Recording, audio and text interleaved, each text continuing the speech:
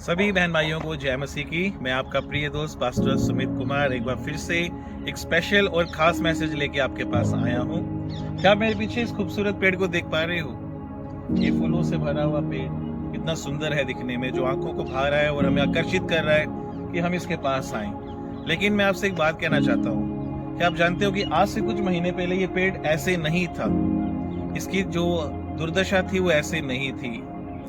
जब मैं इसको देखता हूँ, इस पेड़ को, जब मैं यहाँ आया तो बाइबल में से एक वचन है जिसने मेरे मन को, मेरा ध्यान उसकी ओर खींचा और मैंने चाहा कि मैं आपके साथ वो वचन को शेयर करूं। आपको मालूम है, हम जब सपोपदेशक की पुस्तक के अंदर आते हैं, उसके 3रे अध्याय के अंदर, वहाँ परमेश्वर का वचन कहता है 3रे अध्याय के अंदर कि हर बात के लिए और हर एक चीज के लिए खुदा ने एक समय को ठहराया है। और जब इस वचन को हम पढ़ते हैं, वहाँ पे हर बात के लिए एक समय को बताया गया है। मेरे भाई और बहनों, मैं जानता हूँ हम अपने जीवन के अंदर कई बार बहुत सारे हालातों और परिस्थितियों के अंदर सफर गुजर के जाते हैं और कई बार हम अपने मन में ये ठान के बैठ जाते हैं शायद ये हालात, ये परिस्थिति सदा के लिए ऐसे ही रहेंगे और इससे मैं बाहर नहीं आऊंगा। जिन चुनौतियों का मैं सामना कर रहा हूँ, जिन चीजों को मैं अभी देख पा रहा हूँ, शायद ये सदा ऐसे ही रहेंगी। मैं आपको बात बताना चाहता हूँ, ये पेड़ आज से कुछ महीने पहले बिल्कुल खाली था, सिर्फ टहनियां ही नजर आ रही थी और कोई भी इस पेड़ को पसंद नहीं कर रहा था। और जैसे ही मौसम बदला, हम देखते हैं इसकी खूबसूरती वापस आई। मैं आपको ये बताना चाहता हूँ, आप एक ऐसे परमेश्वर को मानते हो, एक आप ऐसे परमेश्वर के ऊपर विश्वास करते हो, या हम लोग एक ऐसे जीवित परमेश्वर के ऊपर विश्वास करते हैं जो हर एक हालात को, परिस्थिति को अपने हाथ में रखता है। और आप दानियल की पुस्तक में जाओगे, उसके 2 अध्याय के 21वें वचन के अंदर, वहाँ दानियल का जो पुस्तक, उसके अंदर वचन ये कहता है कि परमेश्वर वो परमेश्वर है जो समयों को और सीजन्स को बदलता है, वो ऋतुओं को बदलता है।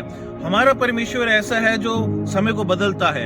अगर आप परमेश्वर के ऊपर विश्वास करते हो तो ये विश्वास कीजिए, जिस हालात से, जिस परिस्थिति से आप गुजर के जा रहे हो, वो परमेश्वर उस समय को बदलेगा, वो हालातों को बदलेगा, वो परिस्थिति को। देखते हैं दाऊद के बारे में। एक समय दाऊद खेतों के अंदर चरवाही करता था, लेकिन क्या आपको लगता है कि हमेशा वो चरवाही करता रहा? नहीं, परमेश्वर ने एक समय ठहराया था।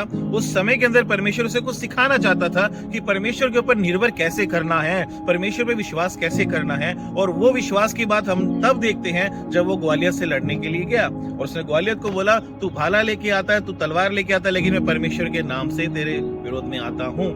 परमेश्वर ने उस हालात में, उस परिस्थिति में उसे सिखाया कि उसको परमेश्वर के ऊपर विश्वास करना है। और हम देखते हैं जब समय बदला, मौसम बदला, वो जो दाऊद जो खेतों में चरवाई करता था, वो राजा की गद्दी पे बैठा हुआ था। परमेश्वर इन हालातों के अंदर, परिस्थिति के अंदर आपको सिखाता है कि उसके ऊपर निर्भर होना कभी नहीं छोड़ना। हम एक बाइबल में से एक और एग्जाम्पल देखते हैं रूत के बारे में, जो विधवा हो गई थी, उसका पति मर गया था, लेकिन उसने एक चुनाव किया था नोमी के साथ मिलकर। चुनाव ये था कि तेरा परमेश्वर मेरा परमेश्वर होगा, जहां तू जाएगी मैं जाऊंगी। ये ना फिक्र करते हुए कि कल उसके साथ क्या होगा, उसे घर मिलेगा नहीं मिलेगा, उसका जीवन बसर होगा नहीं होगा, कुछ खाने को मिलेगा नहीं, लेकिन उसने एक चुनाव किया था, मैं परमेश्वर के पीछे चलूंगी।